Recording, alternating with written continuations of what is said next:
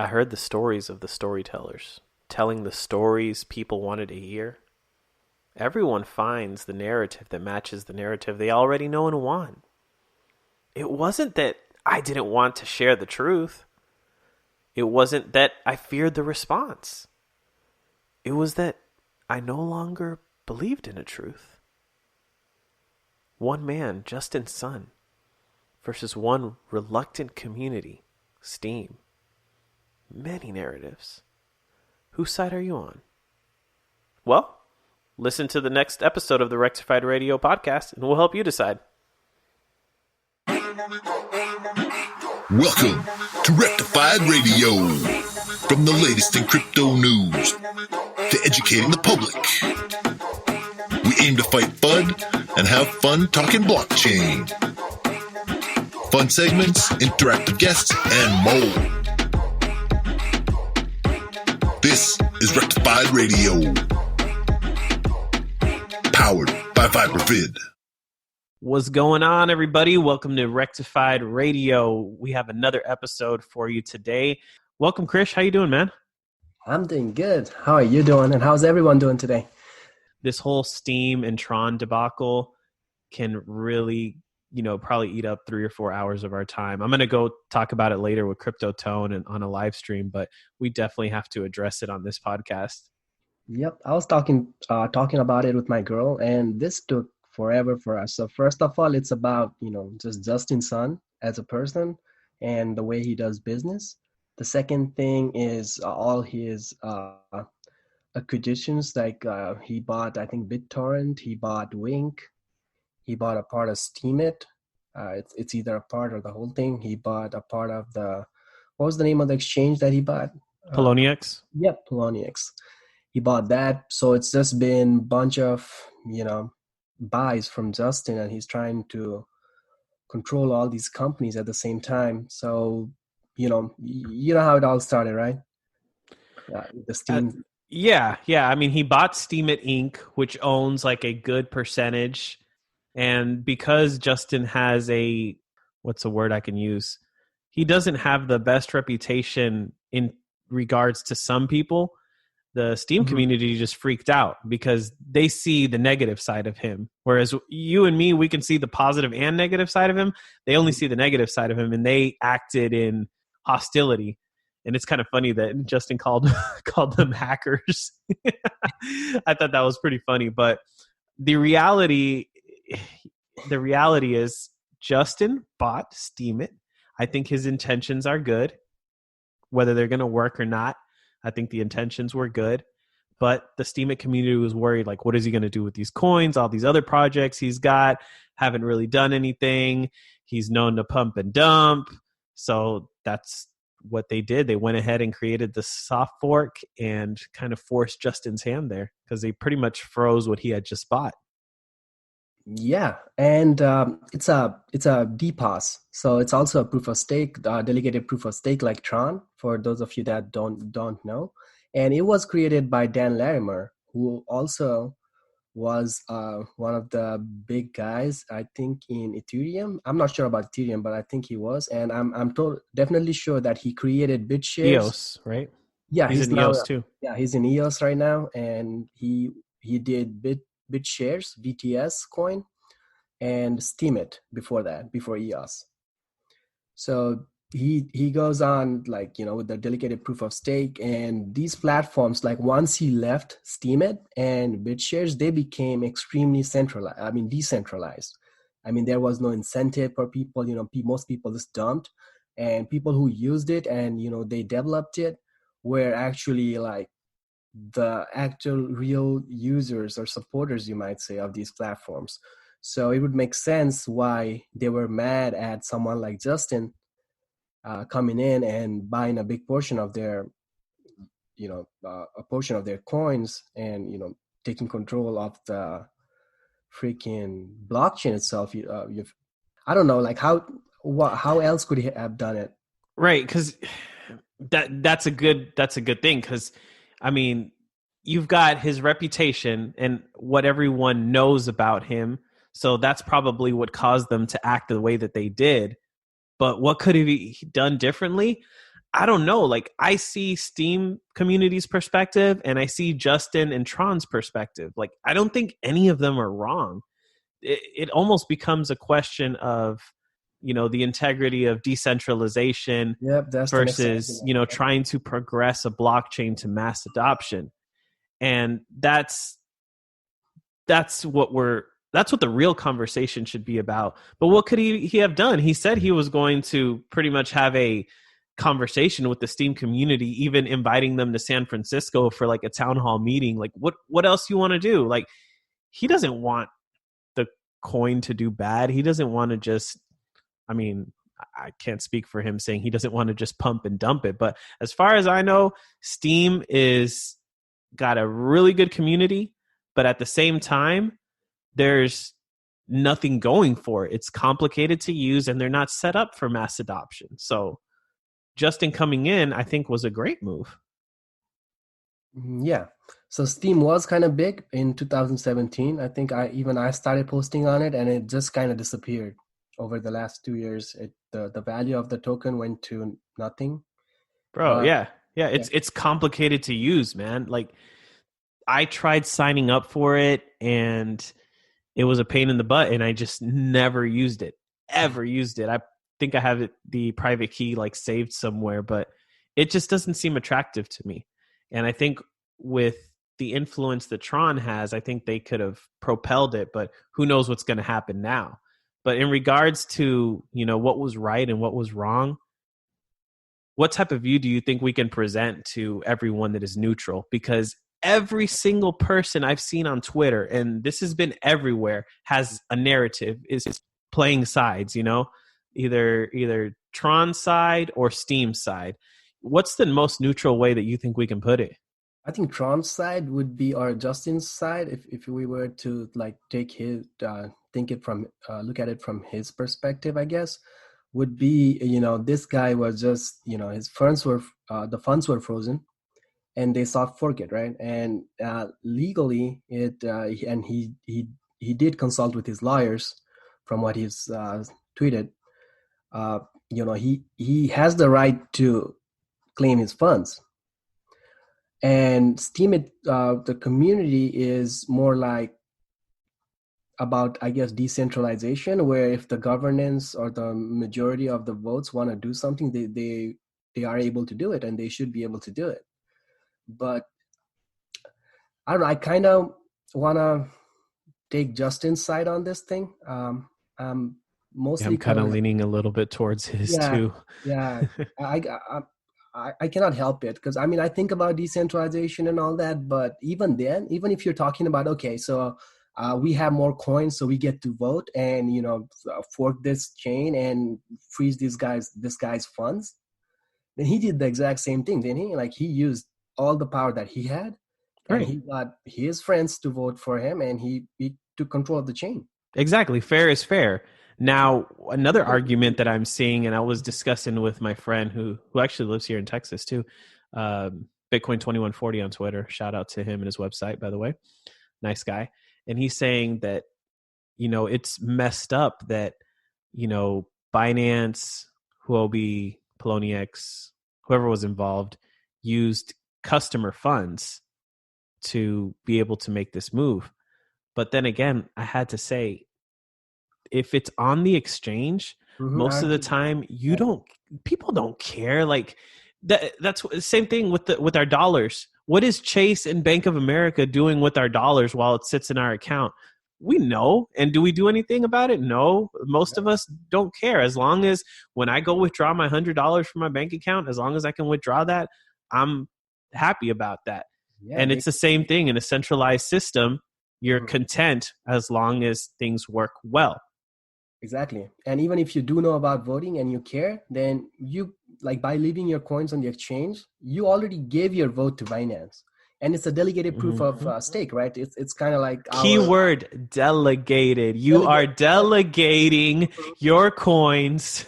And those are your representatives, right? So when we vote for our elections, like president, house, the Senate, we are a bunch of voters. We delegate our votes to this politician who then goes and represents us. Right. and does things that he believes is right for us. We always have the option to voice our concerns for them to do or not do something, and but most of the time they will just vote, right? They will vote, and that's when we find out, okay, this guy voted for this bill, and we got to call his office and tell him to not do it. Yeah, exactly. And when people did find out and they told Binance that it was it was a bad move, lots of people did, and they took the votes back. They withdrew their votes. So I don't see anything wrong that they did with it. It's only the people that, if they care so much about their freaking votes, why are they leaving it on exchange? Exactly. It's just people creating their own narrative just to be able to fit what Yeah, they believe in. And at the end of the day, like I said, fair is fair. And I'm exactly. trying to be as neutral as possible here. And I realize that in a delegated proof of stake system, you're going to be subject to these things. You're Yeah, going no, to I cannot see sacrifice that. decentralization and you're going to have to trust people. Unfortunately, we've trusted Justin Sun, and I feel like some moves have been bad, others have been good. And if you don't trust them, withdraw your votes. You can withdraw your coins, right? As long as you didn't change your password within the last 24 hours, you can withdraw your funds from Binance. If you're such a, Hmm. I mean, I see the side of the Steemit community, the people that actually, you know, play play a part in the governance of Steemit. They, post on Steemit. I feel for those people, and I can see why Justin did what he did, but I cannot be lenient on these guys or feel bad for the guys that left their coins in exchange just to be quote unquote manipulated by CG Binance and to do all his dirty bidding. Like, that does not make sense, because you, first of all, you do not care about that blockchain. You either do not care about that blockchain, that's why you leave it on Binance, or you Hmm. don't care, and you just want to withdraw the $100, just like you Yeah, mentioned, I you're believe. just trading. You Yeah. just have your money stored there because you don't Mhm. want to. You don't care. You're just in the space to make money, which honestly, that's what most people are here for. They're here to make money, and the way to make money is by mass adoption. So, I Or posed that question earlier. Do you care more about decentralization, or do you care more about mass adoption? yeah, So, to the even if you Steemians care. out Go there, ahead. if you care more about decentralization, well, it's not going to matter if you don't have enough people using your platform in the future. So just think about that. I'm sorry, go ahead, Krish. Yeah, I mean, I was just gonna say, so there are two kinds of people. One that leave their funds in an exchange because they do not care, and the other kind would be the ones that do know about the governance model of Steemit or any other tokens, and they still choose to leave it on Binance or any other exchanges because they are delegating their votes to those exchanges. They should already know that. Yeah, they're sacrificing decentralization for extra conveniences. Hmm. Bottom line. Yeah, so there's no third kind of person. It's just those two people. Those two kind of people that exist, that would have any coins. They would either leave it in their wallets and take part in the governance, or they will leave it in an exchange and take part in a governance from a more passive way and just make passive income from Binance or whatever, if they do support staking of Steemit. Right. So I'm really interested to see how this thing is going to play out. I feel like they might hard fork but Steemit is the most popular thing on the Steem blockchain, right? So Yep. what does even if they were to hard fork, it's a lose situation for the Steem community, I would think. Yeah. So, and I mean, as you can see here, Steem has dropped down big time. They're nowhere near what they used to be. Yeah, those two big waves and nothing. I think this could also be a good thing for Steemit if down the road, because they are getting some publicity. Yeah, no, that's right. But Because still, they've I remember like I used they to got an uphill battle if they decide to part ways. yeah, I Like, used to hear nothing about DigiByte, bro. Like, I used to hear about it like the last bull run after hmm 2018 January or Feb. I haven't heard anything about DigiByte until their founder started like this thing yeah, with Justin, and Justin got them popular. yeah, it's crazy, man. And all of a sudden, Digibyte's popping up again. I don't know, Yeah. man. I don't get it. But I will say, in regards to the whole Steem Tron issue, there were two videos that I watched, and they're both coming from two different perspectives. I'm not going to play them here, but I want you guys to check these out if you have time. My response to Steem It Inc. I've never seen any of these guys' videos, Freedom Point, but it's really good. And he kind of comes from the perspective that, hey, Justin did what he had to do, and kind of what the Steem community did was the witness nodes. It was kind of dumb. And then we've got Heidi here, crypto crypto tips. I think she's Blockchain Chick on Twitter. I actually really love her content. She gives very unbiased information. But here you kind of see her favor like the Bitcoin maxi side. And she's from the perspective that, Justin was in the wrong. So make sure you guys check out those videos just for reference and for other perspectives. Don't take our word for it. Really just look into it because it's really fascinating, and you can take it down many different rabbit holes. But at the end of the day, I think it comes down to the whole decentralization kind of topic. And let us know in the comments, guys. Because this is a big argument. I think it will be a big argument in blockchain going forward. Is whether we want to favor decentralization, even if it means letting people get away with hacks and crimes, or doing whatever they want just because they had more votes at the time, or do we favor some centralization and marketing and all that, but we sacrifice, say, we have to give our trust to a person like Justin Sun or CZ Binance. So what do you guys favor?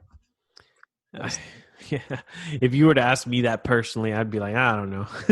I think there's use for all of them. There's no perfect world. Exactly. We want the best of both worlds. And that's why there's more than one coin, right? Yeah. But anyways, that's something that's going to be talked about for, I think, up to weeks to come, because I think the story is still developing. So I'm excited to give my opinion and dig deep and also give facts and let people come up to their own conclusion. But the other topic that I found very interesting was about XRP and Ripple. XRP has a huge, amazing community, just like Tron, but at the same time, they have, if not more haters than Tron does. What's your opinion on this, man? It says that, Ripple wouldn't be profitable at all if they weren't selling XRP. And even the XRP army knows that, Ripple was dumping a ton of XRP onto the market to pretty much collect and use that money. Yeah. Do we know of any other income that they have? Mostly that's the thing. The stocks that they buy and the dividends and the profit sharing from the companies that they bought. But were those companies bought from their, something like Ripple's revenue other than XRP, or just was it done by selling XRP? I think it was probably done by selling XRP, right? They did buy MoneyGram, a part of it, about a year ago. I think so, yeah, about a year ago. And it was done by selling XRP as far as I know. Yeah, and then they're two separate entities. So like right here, for a while now, Ripple has been pushing the idea that the company is different from XRP. Garlinghouse has tried to discourage people from conflating the two, saying that they are separate entities. The recent comment seems to arm XRP and Ripple naysayers who believed Ripple and XRP are not the same. So I don't know what to think of this, man, but I've never been much of an XRP holder, and I do see that they're always, partnering and doing things, but I don't really understand how that translates. And, with the little XRP that I own, I haven't really dug that deep. What about you?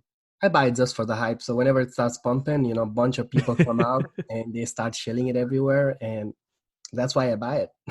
Yeah, because it's on Coinbase, so they, there's all these people that can easily get their friends on Coinbase, get them to buy some XRP by showing their own gains. That's how I bought. You want to know the story about how I bought XRP? How did you? I was, when crypto was going through the euphoria stage, I was at a coffee shop, and then some random people, I can hear them talking about it. And then I was like, "Excuse me, sir, are you talking about crypto?" He's like, yeah, you're into crypto? I'm like, yeah. And like, he's like, oh man. And I was like, have you heard about Tron? He's like, no. Have you heard about XRP? I'm like, no, tell me more, please.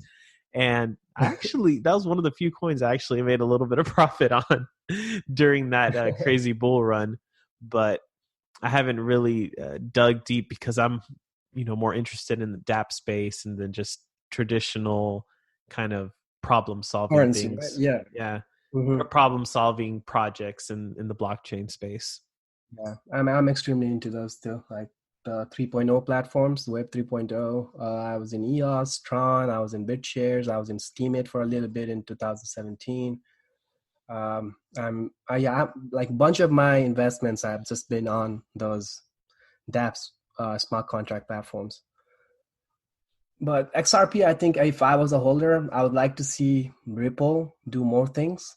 Like, okay, I get the viewpoint of XRP holders that when the company sells some XRP, it is using it to buy some assets in the real world, and which, according to them, will someday translate to more value for XRP. I guess I don't see how personally, because these companies, as far as I know about Ripple, can use Ripple's tech without using XRP. I think it just gives you a little bit of discount if you were to use XRP.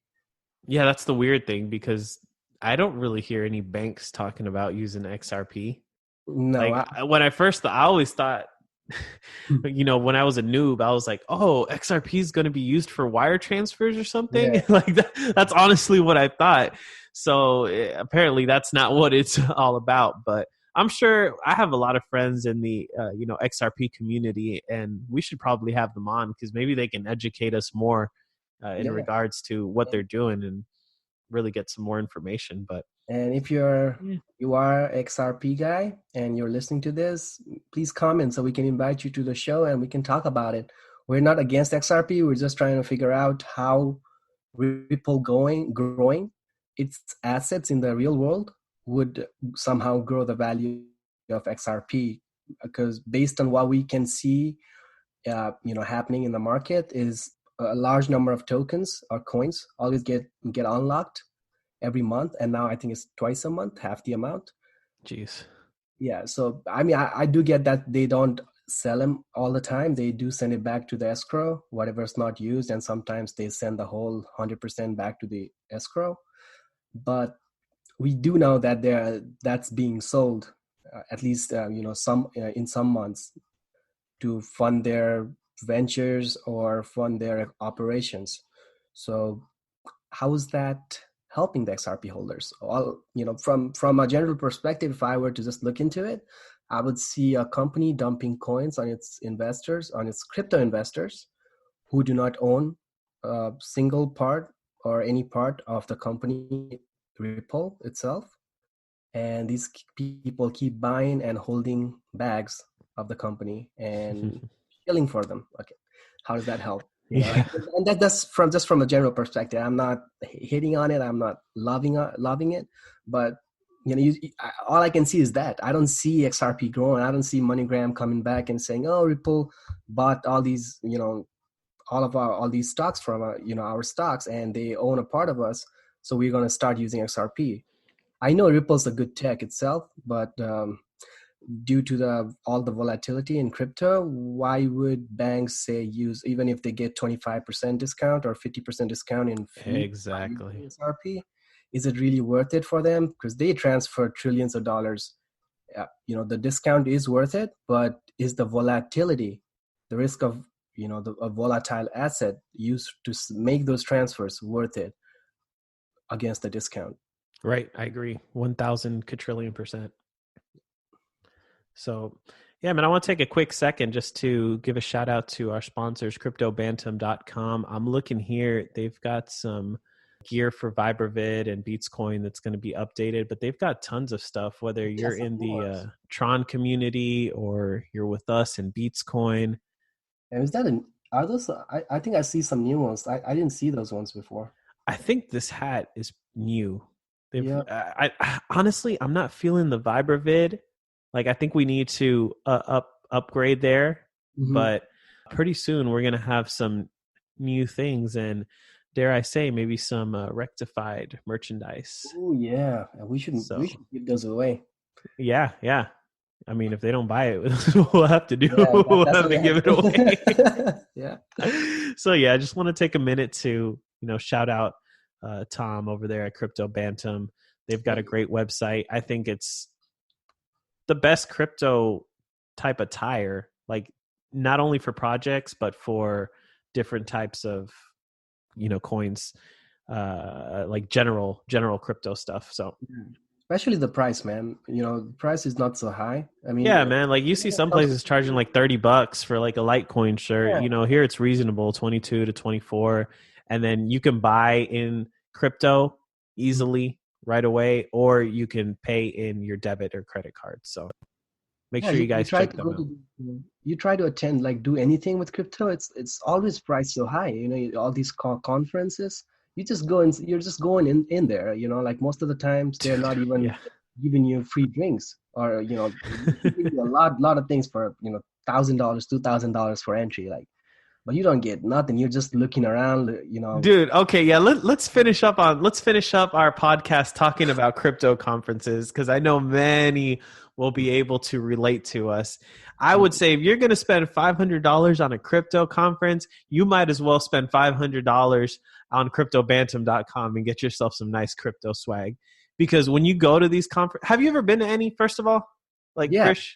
Yeah, I just went, like, I went around. I think I went to the Token Tank in Vegas a Mhm. couple of years ago. Was it 1 year ago? Oh, no, maybe 2 years ago. Yeah, 2 years ago. Yeah. And all I did was nothing. I was just looking around. I didn't know anybody, because how do you know anybody? Mhm. Everybody's just like a picture on Twitter. Right.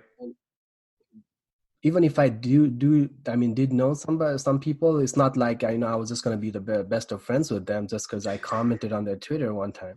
Yeah. I'm just looking around, all these booths, and they're trying to, so most of the Chill, time, right? They're yeah, just chilling sure. their thing. Yeah. Yeah, I mean, I guess that's what conferences are for, to learn and to chill and to understand the technology. But really, the truth behind everything is it's a big money grab. It These is. conferences, I've been to one, and I'm not going to say any names, but you go and it's at a decent place and the setup is nice, but usually it's nowhere near the amount of people that you would think there's going to be, and it's really just a, you know, I don't want to use an inappropriate term here, but it's really just kind of people just handshaking in a circle. Yeah. The same people over and over again. And Over and then over. like the snacks are weak. There's no like real food. There's really no perks.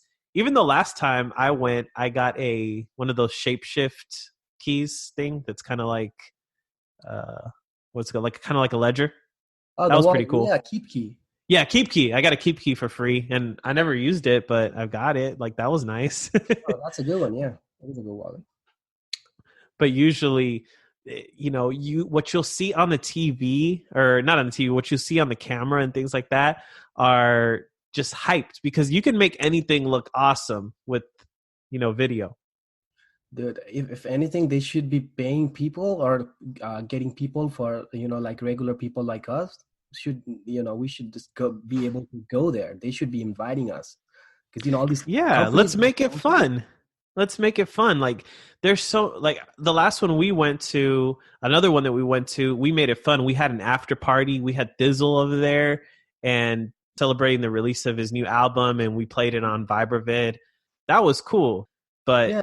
there's so much you can do within the conference that to make it a little bit better.